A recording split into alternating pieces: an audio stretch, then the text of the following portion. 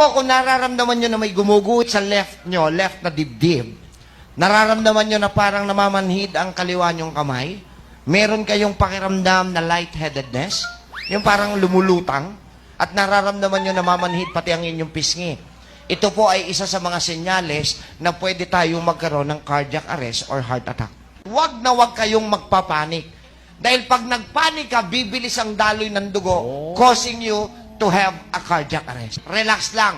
Chinese breathing method. Ha-ku method. Inhale, exhale lang po siya, nalalagyan po natin ng diin sa ha at saka sa ku. Ha-ku is a Chinese term. When you inhale, use the word ha. Ha-ha-ku. Ha-ku.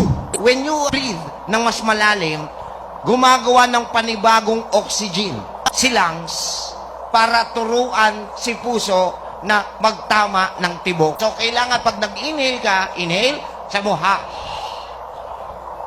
Yun. Pagka-ku naman, para kang inuubo. Kailangan may sounds po. Kaya nga, ha-ku ang method.